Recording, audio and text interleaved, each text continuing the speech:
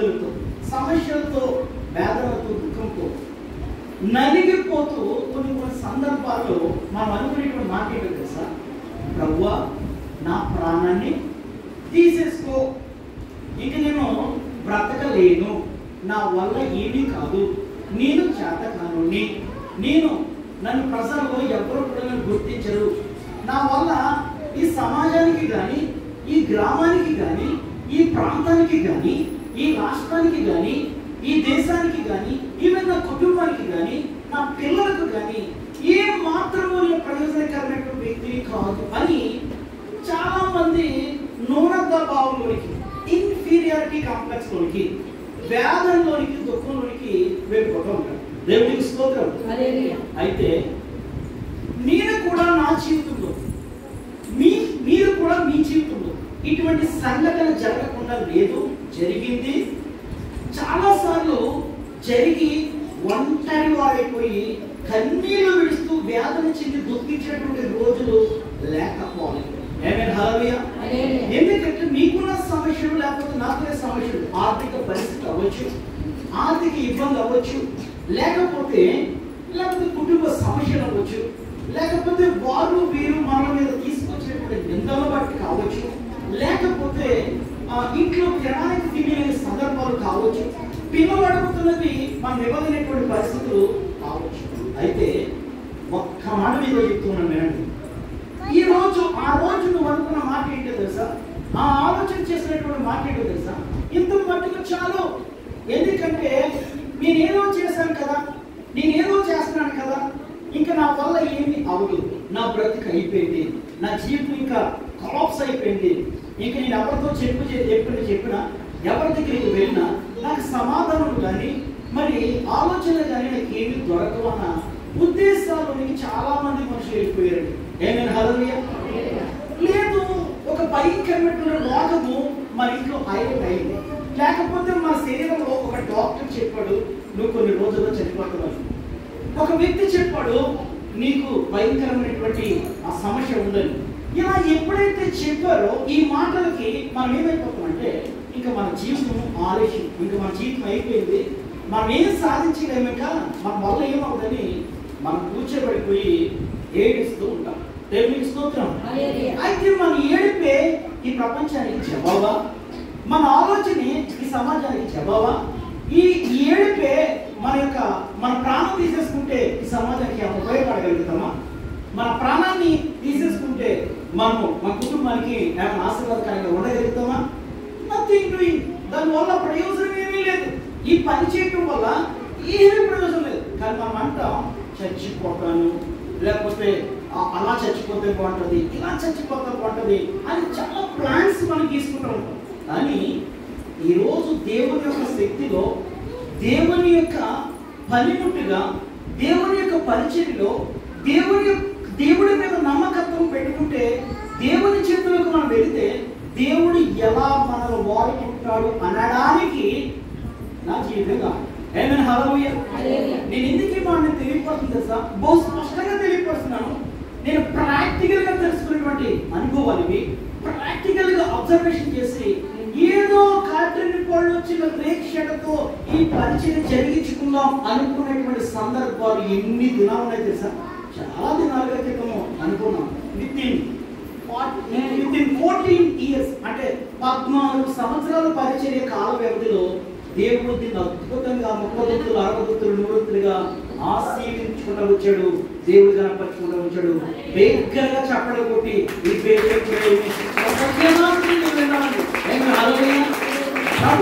జ్ఞాపకం చేసుకుని, ఈ పేరు లేకపోతే, ఏ పేరు? పాస్టర్ గారి పేరు కాదు, లేకపోతే ఆయన పేరు కాదు, నా పేరు కాదు, ఏ పేరు? బేతేల్ అనగా రొట్టెల ఇల్లు అనేటువంటి పేరు దేవుని మందిరము పేరు కనుక లేకపోతే, ఈ రోజు ఆ పేరు పెట్టించుకున్నటువంటి దేవాది దేవుడు లేకపోతే ఈ రోజు ఈయన లేడు, నేను లేను, ఈ పరిచర్య లేదు. ఈ పరిచర్య కేవలం ఈ ప్రాంతానికే ముగింపు అయిపోయేదేమో ప్రార్థన చేస్తే. ఇది ఈ రోజు ప్రపంచంలో ఉన్నటువంటి 200 దేశాల పైగా మన పరిచర్యను వాచ్ చేస్తూ ఉండాలి. ఇందుకీ మనకు తెలియకపోతుంది తెలుసా, మనం అనుకుంటున్నాం మన ఇంట్లో ఉండిపోతున్నామని, మనం అనుకుంటున్నాం మన ఊళ్ళో మనం ఉండిపోతున్నాం, కానీ ప్రపంచం అంతా కూడా మన పరిచర్య వైపు తిరిగి చేతులకి ప్రార్థన చేస్తున్నారు. ఎంతో మంది ప్రార్థన కోరుకుంటూ ఉన్నారు, ఎంతో మంది ఆలోచన చేస్తూ ఉన్నారు. అయితే ఈ ప్రార్థనలో ఉన్నటువంటి ముఖ్యమైనటువంటి సేవకుడు అనుకున్నటువంటి మాట ఏంటో మీకు ఈ మధ్యాహ్న సమయంలో నేను జ్ఞాపకం చేస్తా ఉన్నాను. ఎవరైనా అని ఆలోచన చేసినట్లయితే ఆసక్తితో ప్రార్థన చేసేటువంటి ఏలియా, దేవునికి స్తోత్రం.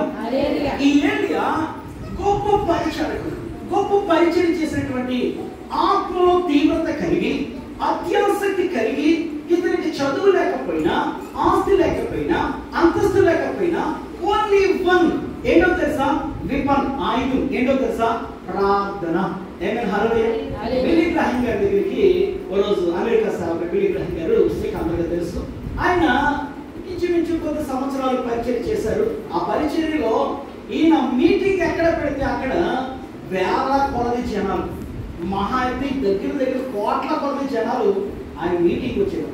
అయితే ఆ మీటింగ్లో వీళ్ళందరూ చూసి మీడియా వాళ్ళు వచ్చి బిల్లీ గ్రాహం గారిని అమెరికాలో మీడియా అడుగుతుంది, ఏమండి మీరు అమెరికా యునైటెడ్ ప్రెసిడెంట్ గా మీరు ఉండొచ్చు కదా బిల్లీ గ్రాహం గారు, ప్రపంచంలో అన్ని దేశాల్లో ఉన్న ప్రజలందరూ కూడా మీ వైపు తిరుగుతూ ఉన్నారు, మీ ప్రాంతాలకు వస్తూ ఉన్నారు, మీ విజ్ఞాపనలు వింటూ ఉన్నారు అని ఆ బిల్లీ గ్రాహం గారిని, what is your secret your life, నీ జీవితంలో ఉన్నటువంటి ఆ యొక్క సీక్రెట్ ఏంటో చెప్పండి అని బిల్లీ గ్రాహం గారిని అడిగితే, ఇంతమంది ఫాలోయింగ్ మీకు ఏం చెప్పండి, ఇన్ని దేశాలు మీ వైపు చూస్తున్నారు ఏమి చెప్పండి, ఇంతమంది మిమ్మల్ని మీ పేరు అడుగుతున్నారు చెప్పండి అని చెప్పినప్పుడు బిల్లీ గ్రాహం గారు కూడా చెప్పాడో తెలుసా, ఒకటి ప్రార్థన. హల్లెలూయా. రెండో విషయం మరి ఇంకేంటి అని అడిగితే, రెండో విషయానికి జవాబు ప్రార్థన. మూడో విషయానికి జవాబు ఏంటండి అని అడిగితే ప్రార్థన. హల్లెలూయా. ప్రార్థన పరిస్థితులను మారుస్తుంది. హల్లెలూయా. ఆరాధన దేవుడే మన మధ్యలో చేస్తాడు.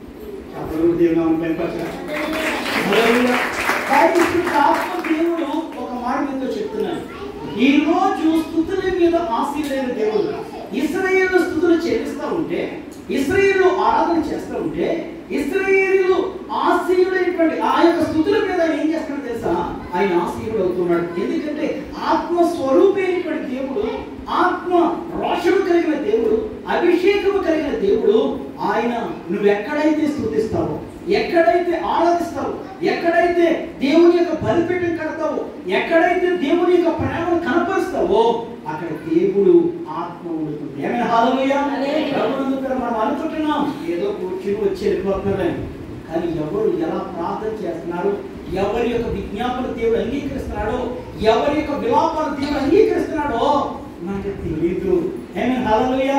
మనం అనుకుంటున్నాం మనం ఎవరు పట్టించుకోవట్లేదని, మనం అనుకుంటున్నాం మనం ఎవరు చూడట్లేదని, మనం అనుకుంటున్నాం మన జీవితంలో ఏమి జరగదని, మన ప్రార్థనకు విలువ ఉందేంటి అని మనం ఒక్కొక్కసారి ఇర్రెస్పాన్సిబిలిటీగా ప్రవర్తిస్తూ ఉంటాం. అంటే మనం చేసే ప్రార్థన రెస్పెక్టెడ్ గా మనం తీసుకోలేని పరిస్థితిలో, గౌరవంగా తీసుకోలేని పరిస్థితిలోకి మనం వెళ్ళిపోతూ ఉంటాం. అయితే దినానికి ఒక మాట మీతో చెప్తున్నాను, ఒక సేవకుడు ఇదే చేశాడు. ఏంటో తెలుసా, ఈ ఏలియా ప్రార్థన చేసిన ఒక రోజు ఏమని చేశాడు తెలుసా, అయ్యా ఇదిగో ప్రభువా, ఇతని జీవితంలో ఒక చిన్న కోపం వచ్చింది, చిన్న బాధ వచ్చింది, చిన్న ఇబ్బంది వచ్చింది. ఈ సేవకుడు చేసిన ప్రార్థన ఏంటో తెలుసా, అయ్యా ఇదిగో మీరు ఎంత ప్రయాసపడి ఈ ఆకాశాన్ని, భూమిని, ఈ నక్షత్రాలను, ఈ యొక్క జియోగ్రఫీ ఖగోళ శాస్త్రాన్ని అంతటినీ కూడా మీరు సృష్టించారు కదా, ఇంత సృష్టికర్త ఇన్ని సృష్టించినటువంటి ఈ యొక్క మనుషులు సృష్టిని పూజిస్తూ ఉన్నారు, సృష్టికర్తను మర్చిపోయారు. కాబట్టి ఈ సృష్టిలో ఉన్నటువంటి ఈ సృష్టికర్తను పూజించేటువంటి మనుషులకి ఒక చిన్న టెస్ట్ పెట్టు ప్రభువా, అది నాకు ఈ టెస్ట్ పెట్టాలని ఆశ కలిగి, నీకు నాకున్నటువంటి ఆ యొక్క ఫెలోషిప్ని బట్టి, నీకు నాకున్న సహవాసాన్ని బట్టి, నీవు నా ప్రార్థన ఆలకిస్తూ నాకు ప్రతిఫలిస్తున్నటువంటి విషయాన్ని బట్టి, నీవు నన్ను ఏర్పాటు చేసుకున్న విధానాన్ని బట్టి నేను ఒక రిక్వెస్ట్ పెడుతున్నాను ప్రభు అని ఒక్కసారి ఆసక్తితో అక్కడ ఉన్నటువంటి ఒక ప్రార్థన చేశాడండి. ఆ రిక్వెస్ట్ ఏమీ కాదు, 3.5 సంవత్సరాలు. ఎన్ని సంవత్సరాలు? 3.5 సంవత్సరాలు వర్షిప్ కూడా మేము చేయకుండా అడిగినప్పుడు ఆయన ఆ యొక్క ఆకాశపు తోర్లను మూసేశాడు.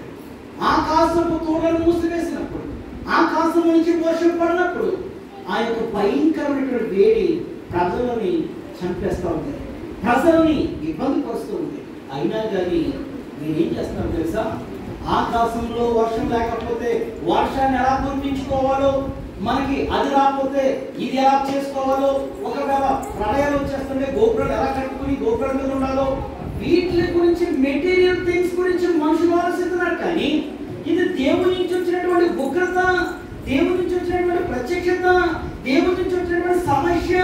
దేవుడు మన పరీక్ష పెడుతూ ఉన్నాడు, మనకి శ్రమకు గురి చేస్తూ ఉన్నాడు, ఇబ్బందులకు గురి చేస్తూ ఉన్నాడు.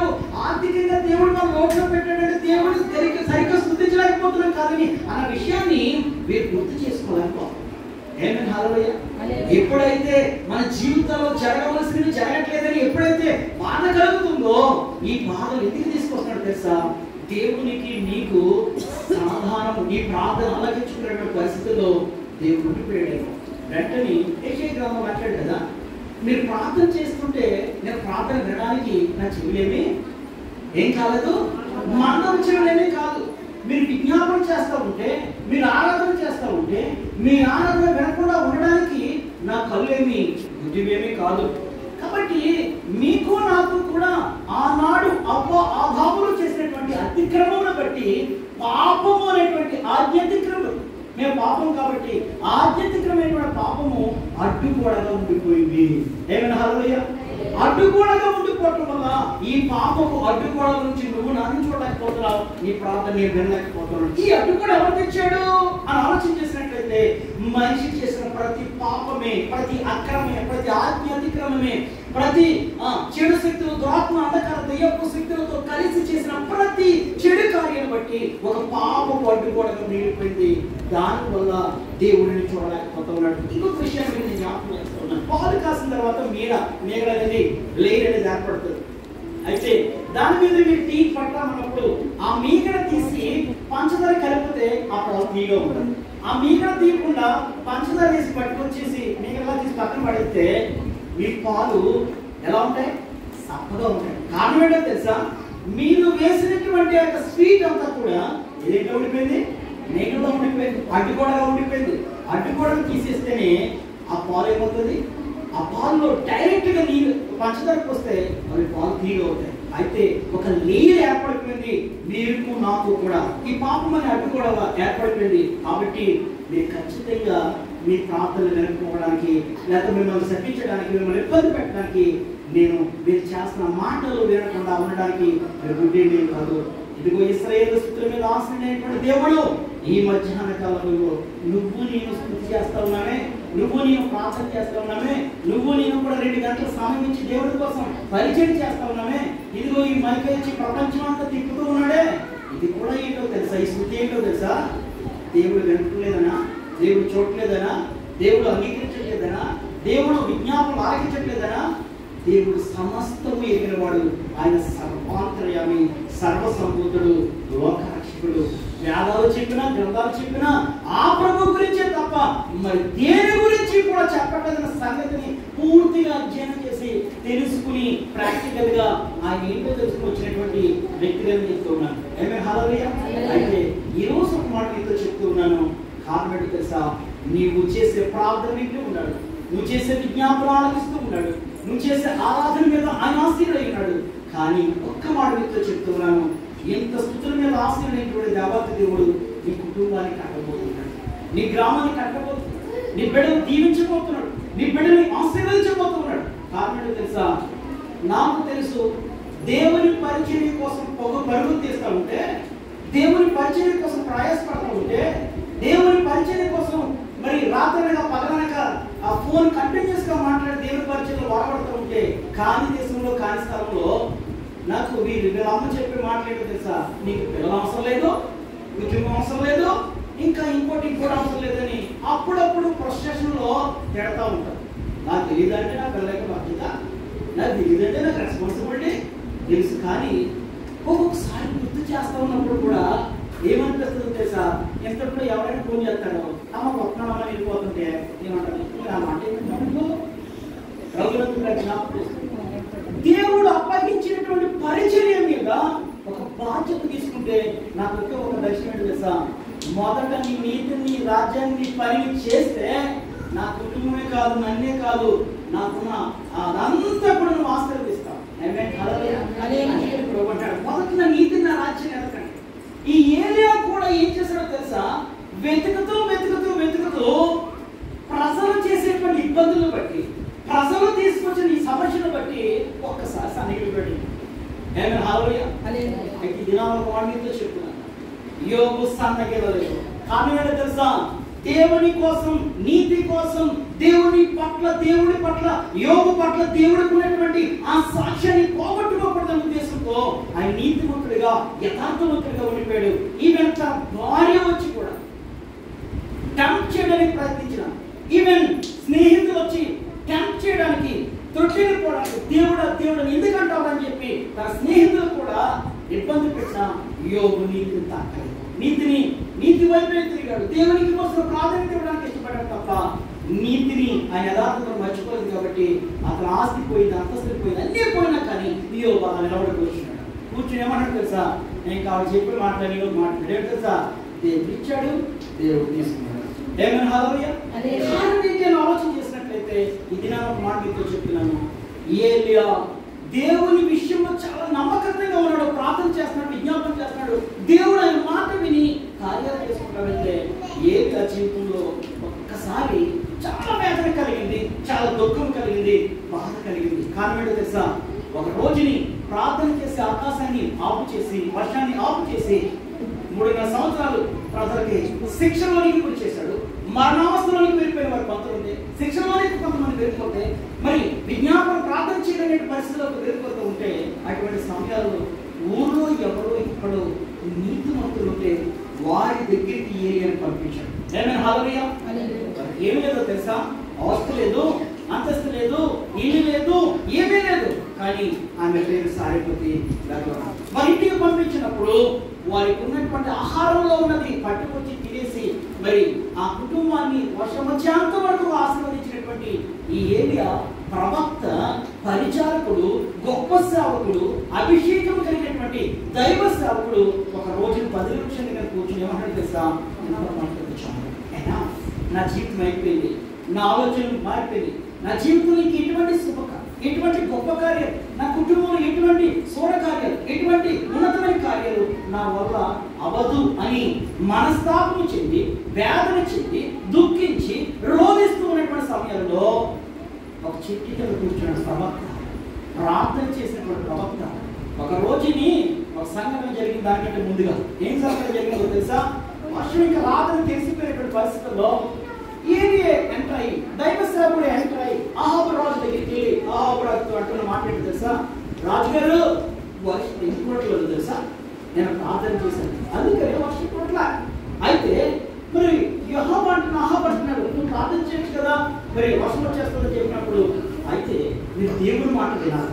ఏమన్నా మీరు దేవుడి మాట వినాలి. ఎందుకంటే దేవుడు చెప్పినట్టు మీరు చేయట్లేదు, దేవునికి ఇవ్వాల్సిన బలిపీఠాలు కట్టట్లేదు, దేవుని కార్యం జరిగించట్లేదు. కాబట్టి మీరు చేస్తున్న పని ఏంటో తెలుసా? మీరు చేస్తున్నటువంటి ఇబ్బంది ఏంటో తెలుసా?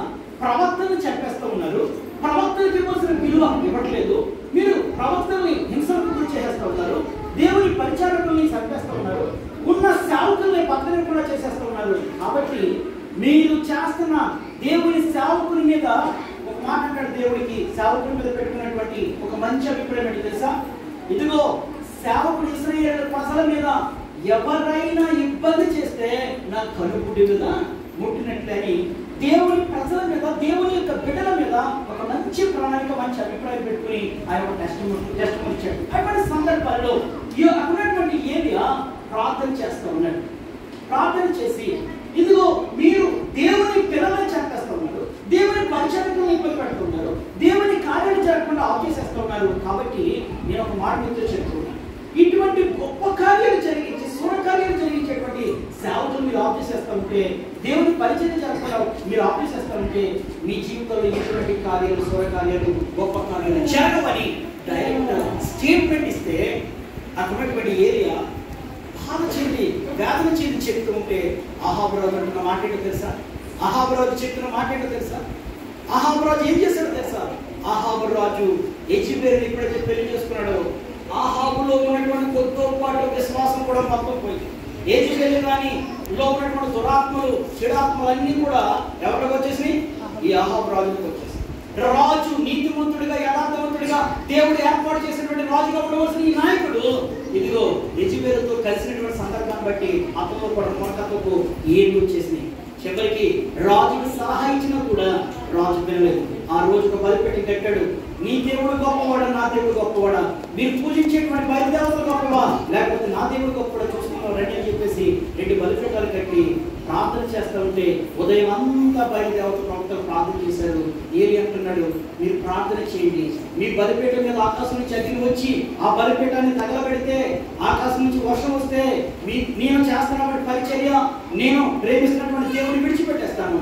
లేదు అంటే సాయంత్రం ఒక బలిపీఠం కడతాను, దాని కింద కందకం వేస్తాను, దాని కింద నీళ్లు పోస్తాను, ఆకాశం నేను ప్రార్థన చేస్తాను యెహోవా పేట, ఆకాశం నుంచి అగ్ని వస్తుంది, అగ్ని వచ్చిన తర్వాత వర్షం వస్తూ ఉంది అని ఎప్పుడైతే సవాలు విసిరాడో ఏలియా ప్రవక్త, ఈ ప్రవక్త విసిరిన వెంటనే ఆ ప్రవక్త ఆలోచన చేసిన వెంటనే ఆ యొక్క రాజు ఒప్పుకుని బలిపీఠాలు కట్టడానికి అవకాశం ఇచ్చాడు.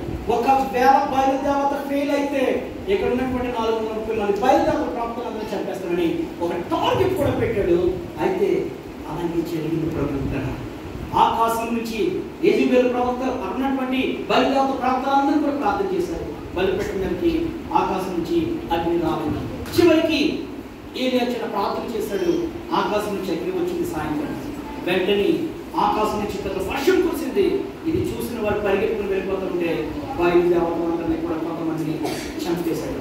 చంపేసి నిజమైన దేవుడు ఎవరు, రోషం కలిగిన దేవుడు ఎవరు, గొప్ప దేవుడు ఎవరు, మనం పుట్టించింది ఎవరు, మనం పోషిస్తుంది ఎవరు, మనం ప్రేర్ చేయవలసింది ఎవరు, మనం ఆరాధన చేయవలసింది ఎవరు అని సాక్ష్యాన్ని చూపించి ప్రాక్టికల్ గా చెప్తే ఆహాబు రాజు విన్నాడు.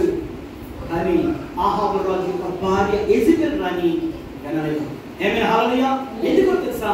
సాతాను యొక్క శక్తులతో, సాతాను యొక్క బంధకాలతో, సాతాను యొక్క సమస్యలతో నలిగిపోతున్న వారికి ఎంత బోధ చేసిన వారికి ఎక్కడో ఎక్కుదనుకున్నారా? ఎక్కడో ఎన్ని మంచి మాటలు చెప్పండి, ఎన్ని మంచి విషయాలు చెప్పండి, వారు ఆ సాతాను యొక్క బంధకాలలో జరిగిన విషయాలకి అట్రాక్ట్ అవుతారు. కానీ ఆ సందర్భమైనటువంటి వాటికి, ఆ యొక్క ఫిజికల్ గా కనపడే వాటికి మాత్రమే అట్రాక్ట్ అవుతారు. కానీ నిజమైనటువంటి పరిశుద్ధమైనటువంటి ఆత్మ వాక్కులకి దేర్ ఇస్ నో అట్రాక్షన్. దానికి అట్రాక్షన్ ఉండదు, దానికి పెద్ద అభావం ఉండదు, దానికి పెద్ద వ్యవహారం ఉండదు.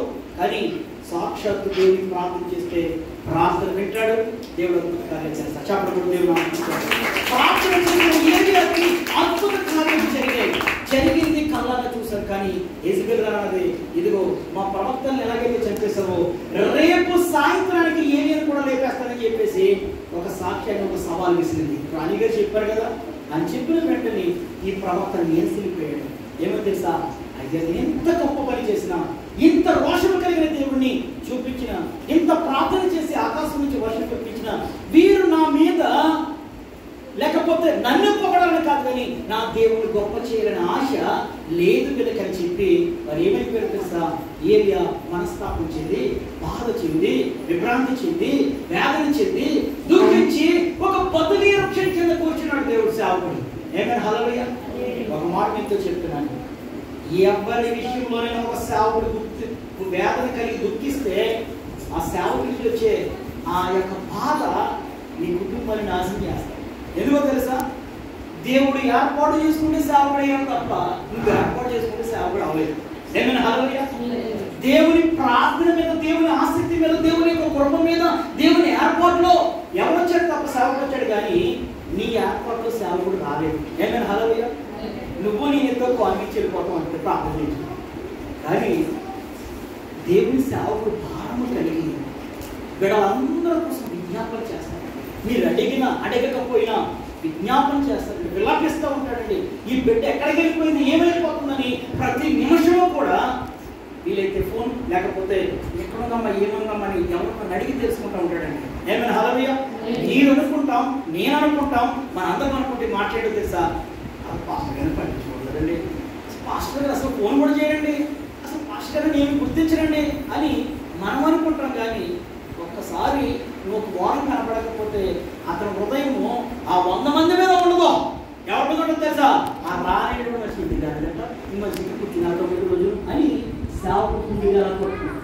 ఏమైనా హరవయ్య మనం అనుకుంటాం. కానీ ఒకవేళ ఏ కారణం చేతనే ఒక సేవకుడి ఒక మాట అంటే బాధ కలుగుతుందేమో, ఈ విషయం చెప్తే నా గురించి ఎందుకు చెప్తారంటారేమో. ఎన్నో సమస్యలండి సేవలో, ఎన్నో ఇబ్బందులండి, ఎన్నో ఇరుకుల సమస్యలండి. ఈ సేవకుడు కావచ్చింది ఏంటో తెలుసా? ఇంత మట్టుకు చాలు, నా పిల్లల కంటే గొప్ప ఉండేవి కాదు. నేను ఇన్ని చేసిన ఈ ప్రజల కోసం ఇంత ప్రయాసపడి నిజమైన దేవుని చూపించిన కల్లారా చూశారు, అందులో మనసారా కూసేపు ఆరాధించారు, మరలా నన్ను చంపేరని చూస్తున్నారు. ఇదిగో మళ్ళీ ప్రాప్తం చంపేరని చూస్తున్నారు. ఇంత మటుకు చాలు. ఆయన కోటు ఎక్కడికి వెళ్ళిపోను, హెల్లకి వెళ్ళిపోవాలి, లేకపోతే హెవెన్కి వెళ్ళిపోవాలి, దేవుని దగ్గరికి వెళ్ళిపోవాలని ప్రార్థన చేస్తూ ఉంటే ప్రవక్త ఇంటికి ఎవరు చేశారు తెలుసా? ప్రవక్త దగ్గరికి ఎవరు చేశారు తెలుసా? దేవుడు వచ్చేసాడు. ఏమైనా హల్లెలూయా. దేవుని యొక్క దూతలు పంపించాడు, నీళ్ళు ఇచ్చాడు. మరణాపేక్షగా వాడే కూర్చున్నాడు. కూర్చున్న వెంటనే ఆకలితో దప్పులతో ఉన్నటువంటి ఈ సేవకుడు బాధతో ఇబ్బందితో సమస్యతో నలిగిపోతున్న ఈ సేవకుడి దగ్గరికి దేవుడు వచ్చి మాట్లాడుతున్నాడు. నడుము తట్టాడు. తట్టేమన్నాడు తెలుసా? లే ఏలియా, ఎందుకు చెబుతున్నావు? ఎందుకు చనిపోవాలనుకుంటున్నావు? ఎందుకు నీ పెద్దల కంటే గొప్పడు కాదని ఎందుకు అనుకుంటున్నావు? నువ్వు గొప్పవాడిగానే చేస్తావు. ఏమైనా హల్లెలూయా. నేను ఒక మాట మీతో చెప్తున్నాను, నీ చప్పట్లో మీరు గొప్ప చేస్తే ఆ గొప్పలు కొన్ని దినాలు మాత్రమే ఉంటాయి. ఏమైనా హల్లెలూయా. దేవుని పరిచయంలో దేవుడు గొప్ప చేస్తే ఆకాశపు వార్తలు విప్పబడతాయి. నేను ప్రపంచాన్ని ఐకాన్గా చూపిస్తాడు. ప్రపంచ దేశాలన్నీ భూమి 6 నేల ఎక్కడ దాకా ఉందో ఆ నేల అంతా నిలుపుతాడు. ఎందుకో తెలుసా? ఆయన చేతిలో ఉన్నాం, ఆయన ప్రణాళికలో ఉన్నాం, ఆయన సృష్టిలో ఉన్నాం. ఆయన సృష్టిలో నువ్వు జ్ఞాపకంగా ఆయన ఉన్నావు కాబట్టి దేవుని మాట. ఏమైనా హల్లెలూయా. ఎవరు పొగట్లేదేమో, ఎవరు నేను పట్టించుకోవట్లేదేమో, ఎవరు నిన్ను ఎందుకులే ఈ ఉపకారం ఉంటుందని ఒకవేళ అనుకుంటున్నారేమో, చదువు బాగా చూస్తున్నారేమో. దేవుని యొక్క కనుదృష్టిలో ఉన్నాం, దేవుని యొక్క ప్రత్యక్షతలో ఉన్నాం. ఎందుకో తెలుసా? ఈరోజు ఒక మాట మీద చెప్తున్నాను, నా కళ్ళులో ఉన్న రెటీనాస్ మా పిల్లల కళ్ళులో ఉన్నాం. కారణం తెలుసా? నా ఫింగర్ ప్రింట్స్ మా పిల్లల ఫింగర్ ప్రింట్స్ వేరు. ఎందుకో తెలుసా? ఈ ఫింగర్ ప్రింట్స్ నా ఫింగర్ ప్రింట్స్, నా పిల్లల ఫింగర్ ప్రింట్స్, ఈ ఫింగర్ ప్రింట్స్, ఆయన ఫింగర్ ప్రింట్స్, మీ అందరి ఫింగర్ ప్రింట్స్ ఎవరి చేతిలో ఉన్నాయి తెలుసా? అందుకనే ఇర్మియా అంటాడు, తల్లి గర్భంలో రూపొందబడక మునిపే నీవు నన్ను ఎరిగి ఉన్నావు. నువ్వు నేను పేరెంట్స్ అనుకున్నావు కదా, నా పిల్ల నా బిడ్డలు నా పిల్లలకి అన్ని చేయాలనుకున్నావు కదా. ఇది నీ ఓన్లీ పర్పస్, రెస్పాన్సిబిలిటీ. దేవుడు ఏంటో తెలుసా? ఆ పిల్లలు పెంచడానికి, ఆ పిల్లలు ప్రయోజనకరంగా చేయడానికి ఒక రెస్పాన్సిబిలిటీ మాత్రమే దేవుడు ఇచ్చాడు. ఏమైనా హల్లెలూయా. అందుకని ఒక భక్తుడు పాడతాడు, తల్లి లేకపోయినా తండ్రి లేకపోయినా ఎవరు లేకపోయినా పర్వాలేదు, నువ్వు లేకపోతే పడుతుంది. ఏమైనా హల్లెలూయా. ఈ మాట ఎందుకు చెప్తాడు తెలుసా? ఆ భక్తుడికి అర్థమైంది, ఆ వ్యక్తికి అర్థమైంది, దేవుని యొక్క ప్రణాళికలో మనము అంటకట్టబడాలి, దేవుడితో మనం కనెక్ట్ అయి ఉండాలని మనం ఇష్టపడి ప్రభుత్వాల ఒక మాట మీతో చూస్తున్నాం. లాస్ట్ వచ్చేవాడు మాట్లాడుతున్నాను, ఈ వ్యక్తి బాధ చెందుతూ ఉంటే మనస్తాపం చెందుతున్నట్టు. ఎందుకో తెలుసా? పాపము ఆవరించబడి ఉంది, పాపంలో మనం బ్రతుకుతున్నాం, పాపపు చేష్టలు మనం ఎంజాయ్ చేయబడి ఉన్నాయి.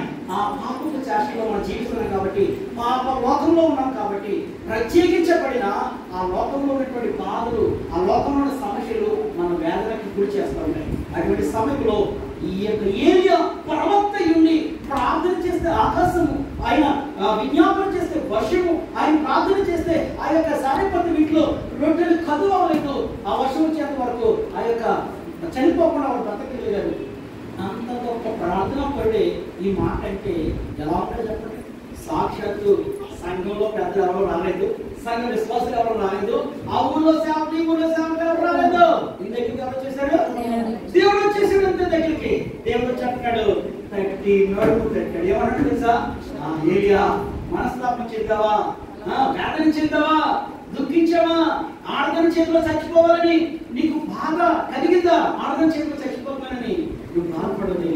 Don't fear about it. దీని గురించి వేదన చెందొద్దు, దుఃఖించొద్దు. రా, ఇప్పుడు దాకా నీ శక్తి చేత, నీ బలము చేత, నీకున్నటువంటి దానితో బట్టి నువ్వు ఎంతవరకు సేవ పరిచయం చేశావేమో. నీ మానవత విలువలు పక్కన పెట్టు, ఒక్కసారి వైపు తిరుగు. నేనున్నా నీతోటి రా అని చెప్పి ఇప్పుడు దాకా నువ్వు సువార్త చెప్పే పరిచయం ఇచ్చేమో, ఇక నుంచి నీకు అభిషేకించే పరిచయం పోతుంది. చాలా దేవుడు ప్రపంచానికి ఏ రాజు, ఏ దేశానికి ఏ నాయకుడు కావాలో ఆ నాయకుడిని ఏర్పరిచి అధికారానికి ఇస్తాను. ఆఫ్టర్ రాజు అంత, ఆఫ్టర్ రాజు భార్య అంత, రాజు దర్బార్లో ఉన్న వ్యక్తులంతా ఆ రాజుల్ని నేను అభిషేకించి ఆ రాజుల్ని ఉన్నతమైన స్థితిలో పెట్టి నడిపించే అధికారానికి ఇవ్వబోతున్నాను రాని చెప్పి దేవుడు ఏం చేశాడు తెలుసా? ఏలియాకి ఒక గుడ్డెడు నీళ్ళు ఇచ్చాడు, ఒక రొట్టె పెట్టాడు. ఒక్క రోజు తిన్న ఆహారం ఎన్ని రోజులు పనిచేసింది? 45 దినాలు పనిచేసింది. 40 దినాలు అరణ్యంలో ఒంటరిగా నడిచిపోతావు. ఆకలి లేదు, దప్పిక లేదు. ఆయన పెట్టిన ఫుడ్ తింటే నీకు మళ్ళా ఆకలి లేదు. ఒక రోజుని సుఖరాయనటువంటి ఊరిలో సానిపత్రటువంటి ఆ యొక్క గ్రామానికి మరి ఒక ఆవిడ వచ్చింది. యేసుప్రభు ఆవిడ కూర్చున్నాడు. యేసుప్రభు కూర్చుని నీళ్ళు ఇవ్వమని అడిగితే ఆవిడ నా నీళ్లు తాగటానికి నా దగ్గర ఏమీ లేదు బాబు, అన్నీ అయిపోయినాయి, ఇంకా నా జీవితం అంటకట్టబడింది, ఇక్కడ పోయేకాలం వచ్చింది అని చెప్పేసినప్పుడు యేసుప్రభు అన్నాడు, అమ్మా కొంచెం నీళ్ళు ఇవ్వమ్మా అవ్వలేదు అని అడిగితే, లేదు బాబు అయిపోయింది నా జీవితం అని. అయితే నేను ఇస్తాను, నీళ్ళు తాగుతావా అని. ఒకవేళ నేను ఇచ్చేయగలిగిన నీళ్ళు తాగితే నీకు ఎప్పుడు కూడా అసలు దప్పిగే రాదు నీకు అని చెప్పి ఒక్కరోజుని యేసుప్రభు అప్పుడు వెంటనే ఈ మాట ఎప్పుడైతే చెప్పాడో వెంటనే ఆమె గుర్తు చేసింది. ఎందుకో తెలుసా? ఆమె బైబిల్ తెలుసు, బైబిల్ వాక్యం తెలుసు, ప్రార్థన తెలుసు, రాబోయేటువంటి దేవత దేవుని యొక్క మెసేజ్ గురించి వెయిట్ చేస్తుంది. కాబట్టి ఆమె వెంటనే అన్నది, నీవిచ్చే నీళ్లు నేను తాగితే నేను దక్కున్నాను. ఇది ఎక్కడో నా పితరుల నుంచి వచ్చినటువంటి ప్రవచన వాక్కుగా కనబడుతుంది అన్న విషయాన్ని గ్రహించి, అంటే మా ఏరియా చెప్పాడు, మాకున్నటువంటి నాయకు చెప్పాడు, మాకున్నటువంటి ఏషియా చెప్పాడు, మా ప్రవక్తలందరూ పూర్వీకులు చెప్పారు. అయితే ఆ ప్రవచనాలు నెరవేర్పు అయినటువంటి యేసయ్య మెస్సయ్య నువ్వేనా అని ఒక చరిత్రను తీసి బయటకు వచ్చి ఒక విషయాన్ని గమనించి చెప్పిందండి. నీకు నాకు చరిత్ర కూడా తెలిసి ఉండాలి, బైబిల్ కూడా తెలిసి ఉండాలి. బైబిల్ తెలిసినవే కాదు, బైబిల్ విజ్ఞాపన చేయడమే కాదు, ప్రార్థన చేయడమే కాదు. ఒకవేళ ఈ రోజు ఇక్కడికి నీ ముందే మెస్సయ్య నిలబడి ఒక సమాచారం ఇస్తే నువ్వు మెస్సయ్య వాళ్ళని రక్షించే రాబోయే మెస్సయ్య నువ్వేనా అని గుర్తించే క్యాపబిలిటీ, కెపాసిటీ కావాలి. ఈ రోజు నిజంగా దేవుడు వచ్చి నీకు ఏం కావాలని అడిగితే నువ్వు దేవుడు నేను ప్రార్థన చేసిన దేవుడు నువ్వు వేసుకోవు, నువ్వు ఎలా ఉంటావు, చుట్టూ ఎలా ఉంటుంది, అలా ఉంటుంది, ఎలా ఉంటుందని ఆ పొడలో చూసి బొమ్మ చూపిస్తారు తప్ప నిజమైన దేవుడు వచ్చిందో మాట్లాడుతుంటే నీకు అర్థం అవ్వదు. చెప్పాడు మాట, ఈ మాట చెప్పాడో చెప్పాలంటే అమ్మ పొద్దున్న వచ్చాను మీ ఇంటికి, నేను పట్టించుకోలేదు, రాత్రి వచ్చాను పట్టించుకోలేదు, సాయంత్రం వచ్చాను పట్టించుకోలేదు, కానీ కొంచెం బొమ్మ ఇంటికి అంటుంది అడుగుకుని వాళ్ళ వచ్చాను, అలాగే వచ్చాను, అలా వచ్చాను చెప్తున్నప్పుడు లాస్ట్కి ఏమంటుంది కదా మా ఇంటికి చెప్పుకొచ్చామంట. అంటే ఇంటికి మన తెలియకపోతే తెలుసా? సాక్షాత్తు దేవుడే మన దగ్గరికి వచ్చినా కూడా దేవుని యొక్క స్వరూప లక్షణాలు మనకు తెలియదండి. ఏమైనా అందుకే ఒక మాట్లాడుతున్నాను, దీంట్లో బట్టి వినేసి వెళ్ళిపోకండి. విశ్వాసంతో ప్రభుని చూడండి, విశ్వాసంతో ఎదురు చూడండి. నేనేం చేస్తాను తెలుసా? నీ బలిపెట్టాలు పగలపట్టబడినా, నీ ఆత్మీయ స్థితి కొల్లపోయినా, నీ జీవితం పాడైపోయినా దేవుడు ఏం చేస్తాడు తెలుసా? రికలెక్ట్ చేస్తాడు, దాన్ని మరలా పునరుద్ధరిస్తాడు, దాన్ని ఉన్నత స్థితిలోకి తీసుకెళ్తాడు. నీ నిస్సాయ స్థితిలో చనిపోవాలనే ఆలోచనలే ఆ ఆలోచనలన్నీ తీసుకొచ్చి పక్కన పెట్టేసి ఒక్కసారి దేవుని ఆత్మని తాగితే నీలో చచ్చుపడిపోయిన ఎముకలు, చచ్చుపడిపోయినటువంటి నరాలు, చచ్చుపడిపోయిన మూలికలు సరిచేయబడతాయి. హల్లెలూయా. నీకు పట్టిన దురాత్మ, దెయ్యపు కన్న పిశాచ తంత్రములన్నీ కూడా యేసయ్య చూపులో అవన్నీ పారిపోతాయి. చెప్పడం ముసలోళ్ళైపోయి, గుండెలైపోయి, బాధ చెప్తుంటే లోపలైపోతూ ఉంటే దేవుడు పసికల దేహాన్ని ఇస్తాడు. ఇంకా నడలేడు, కర్రేసుకుని తిరుగుతున్నాడు అనుకుంటే నూతన యవ్వన బలాన్ని దేవుడికి ఇస్తాడు. వద్దా? వద్దా? నాకు ఇంట్లో అన్ని ఎండిపోయి తింటాను కూడా తిండి లేదని బాధపడుతున్నారేమో. నీ తొట్టెలో పిండి తరిగిపోదు, నీ గుడ్డలో నుండి ఎప్పుడు కొట్టుకాడికి అవ్వద్దు. అప్పుడు అడుగుతాడు, నేను ఈ అమ్మ కొట్టుకాడికి చాలా కారణం ఏంటో తెలుసు? అప్పుడు నువ్వు ఆయనతో చెప్పాలి, నా ఇంట్లో వేసుకోమన్నాడు, వేసుకోమని ఆశీర్వదించేశాడు కాబట్టి నీ కొడుకులకు పని లేదు. అప్పుడు ఓహో నా కొట్లో సరుకులు పోతే నేను తెచ్చుకున్నా, నేను కూడా వేసుకోమని అంగీకరిస్తే నా కొట్టు కూడా సరుకులు అయిపోయినట్టు వచ్చేస్తా, అయినా దగ్గర కూర్చొని డబ్బులు ఇచ్చేసి వెళ్ళిపోతారని ఆయన కూడా ప్రార్థన చేసుకుంటాడు. అటువంటి విశ్వాసం నూనె అయిపోతే పరిగెత్తి వెళ్ళిపోవడం, గ్యాస్ అయిపోతే పరిగెత్తి వెళ్ళిపోవడం, చేయలే ప్రార్థన, చేయలే ప్రాక్టికల్గా, చేయలే విజ్ఞాపనం, నూనె అయిపోయిందని బాధపడద్దు, ఉప్పు లేదు కారం లేదని బాధపడద్దు. కూర్చుని ప్రార్థన చేయి. వండినటువంటి ఆహారం, శ్రేష్టమైన ఆహారం నీ ఇంటికి వచ్చిన ముందు పెడతాడు. కారణం తెలుసా? నీకు విశ్వాసం ఉంటే పుట్టుకడికి వెళ్ళి కొనుక్కుని ఈ శవంతా కక్కి ఆ ముక్కులు సీముడు అమ్మాసుకోట ఎన్ని చేస్తున్నట్టు దేవుడు శ్రేష్టమైన ఆహారం పెడతాడు. ఏమైనా ఆహారం కారణం తెలుసా? నాకు విశ్వాసం అదేనండి. ప్రభుత్వ ద్వారా నేను తిరిగి చాలా విరిగినటువంటి దేవుడు పెడతాడు. ఎందుకో తెలియదు. అసలు ఫుడ్ విషయం అస్సలు బాగా చేయాలి. కారణం తెలుసా? దేవుడు నాకు అలాంటి ఫుడ్ గడపడం కారణం తెలుసా? దేవుడు పనిచేస్తాను. ఏమైనా హాలే? ఎందుకో తెలుసా? దేవుడు విశ్వాసం పట్ల చేస్తున్న అద్భుత కార్యం చూసి హృదయం సంతోషం, హృదయం ఆనందం ప్రబడుతుంది. ఏలియా ఎప్పుడైతే దేవుని యొక్క సేవకుడిగా మార్చబడ్డాడు, దేవుని అభిషేకాన్ని పొందుకున్నాడు, ఇదిగో నిస్సహాయ స్థితి, బాధ చెంది వేదన చెంది దుఃఖించాడు. ఎప్పుడైతే రికలెక్ట్ అయ్యాడు, అక్కడి నుంచి ఏలీషాను అభిషేకించాడు. అక్కడి నుంచి గొప్ప రాజుని నిలబెట్టాడు. దేశాన్ని అంతటికి ప్రయోజనకరమైనటువంటి రాజుని నిలబెట్టి ప్రార్థన చేసి దేశాన్ని సంరక్షించే అధికారాన్ని ఏలెక్కించాడు. నిన్ను నన్ను ఎందుకు చేయడం చెప్పండి? నిన్ను నన్ను ఎందుకు ఆశ్రదం చెప్పండి? నిన్ను నన్ను అంతమా అది లేదు ఇది లేదని సనుకునే పరిస్థితుల్లోకి ఎందుకు వెళ్తాడు? ఈ రోజుని నేను అనుకోలే జెన్సీని తీసుకెళ్దామని కొన్ని నెల రోజులు తీసుకెళ్ళి అనుకోవాలనుకున్నాను అంతే. కానీ విషయం ఏంటో తెలుసా? మరి మా చిన్నపిల్లలు ఏమైనా ప్రార్థన చేసిన దిగుదు కానీ ఆ పిల్లకి 2 సంవత్సరాల మీద వచ్చేసింది.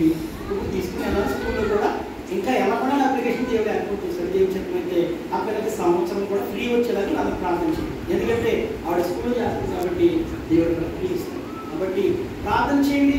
దేవుడి కుటుంబం బట్టి జెన్సీ ఇక్కడ చదువుకోవడం కాబట్టి జెన్సీ కాదు, కానీ మీరు అందరూ చూసుకోండి.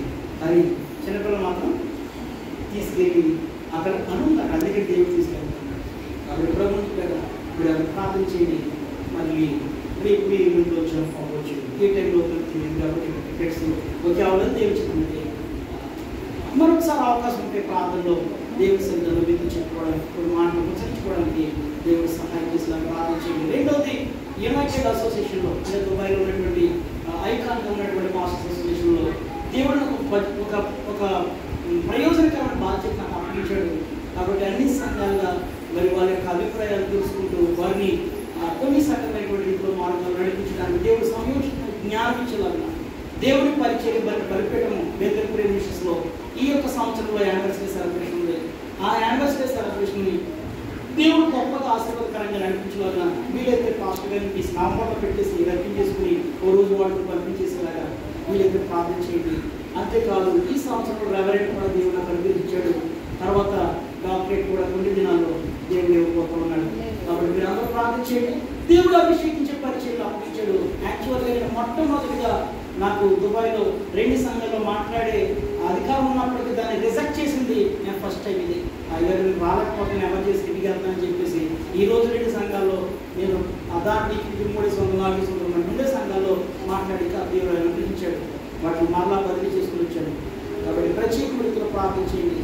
శీల సమాజం వారు బాగా ప్రార్థన చేస్తున్నారు. నాకు బాగా బలంగా తెలుసు. మీరు ఇంకా బాగా బలంగా ప్రార్థన చేస్తే నన్ను ఇది గనక దేవుడు బలపడితే మీ మొక్కలు కూడా చెప్తాను. ఏమైనా హల్లెలూయా. కాబట్టి ప్రత్యేక వృత్తిలో ఈ లాస్ట్ 2 వీక్స్ నుంచి కూడా దుబాయ్లో కూడా నేను శీల సమాజాన్ని పెట్టేసి ఒక వారం నాకు ఇచ్చేసి నీకు లాస్ట్ వారం, ఎందుకంటే ఆదివారం జరుగుతుంది కాబట్టి ఆదివారం ఆరాధన స్త్రీల ఆరాధన అని చెప్పేసి నేను పెట్టేసి అది కూడా అక్కడ కూడా స్త్రీలే అందరూ ఆడదంటే డామినేషన్ మొబైల్ ఏం లేదు సరైన. కాబట్టి ప్రభువుని జ్ఞాపకం చేసుకోండి. మీరు అందరూ ప్రార్థన చేసి తోడుగా ఉన్నారు కాబట్టి, ప్రార్థన చేసేటువంటి సహోదరులుగా ఉన్నారు కాబట్టి మీరు బలంగా ప్రార్థన చేస్తే దేవుడు మరలా ఈ పరిచయం ఈ చివరి కూడా జ్ఞాపకం చేసుకుంటారు. ఏమైనా హల్లెలూయా. చేసినలో కూడా పెట్టేద్దాం సంఘం. కాబట్టి బేతులు ప్రేమిస్తుంది దేవుడు ఆశీర్వదించుకోవాలి. దేవుని యొక్క సావుని, దేవుని పరిచయను, మీ యొక్క బిడ్డలను, మీ కుటుంబాన్ని, మీ యొక్క మీరు చేస్తున్నటువంటి చేతి వృత్తుల నుంచి ఆ కుటుంబ సభ్యులు బంధువర్గం అంతటినీ కూడా దేవుడు దీవించి ఈ గ్రామాన్ని ఆశీర్వాదకరమైనటువంటి ఐకాన్గా దేవుడు ఇచ్చిన ఇప్పుడు దేవుడు దీవించి ఆశీర్వదించుకుంటారు. దేవుడి మాటలన్నీ కూడా ఆయన వినికుడిలో ఆయన రక్తం ఇచ్చి ప్రాణం ఇచ్చి యేసు ప్రభు మనకు పొందాడన్న విషయాన్ని మర్చిపోకుండా, ఆయన ఉనికిలో మనం ఉన్నామన్న విషయాన్ని మర్చిపోకుండా, ఆయన మనం ప్రార్థన చేస్తే మన మధ్యలో ఉన్నాడన్న విషయాన్ని మర్చిపోకుండా ఎప్పుడు ప్రార్థన చేయండి, ఎప్పుడు కన్నీళ్ళు పడవండి. దేవుడు గొప్ప కార్యం జరిగిస్తాడు. ఒకవేళ నేను ప్రార్థన చేయడం మర్చిపోతే కూడా దేవుడు నన్ను మరుపు లేకుండా చేసి ప్రార్థన చేసి ప్రతి ఒక్కరి యొక్క ముఖాన్ని చూసి ప్రార్థన చేసి అధికారం దేవుడు అనుగ్రహించదని ప్రార్థన చేయండి. ప్రభుత్వం మనం చేస్తూ దేవుడు ఇచ్చిన బాధ్యతలన్నీ కూడా ఆయన ఉనికిలో ఆయన పరిచయం వాడబడిగా ఉన్నాం. ప్రార్థించే చేస్తున్నాం. దేవుడి స్తోత్రం. హల్లెలూయా. చాలా శ్రేష్టమైన సంగతులు, చాలా విషయాలు మరి చాలా ఆవేశంగా తక్కువ సమయంలో ఎక్కువ మాటలే చెప్పారు. దేవునికి మహిమ కలుగుగాక. మరి చాలా సంతోషం. చెప్పిన మాటలన్నీ కూడా మన హృదయాల్లో ఫలించేటట్లుగా ప్రార్థన చేసుకుందాం. అందరూ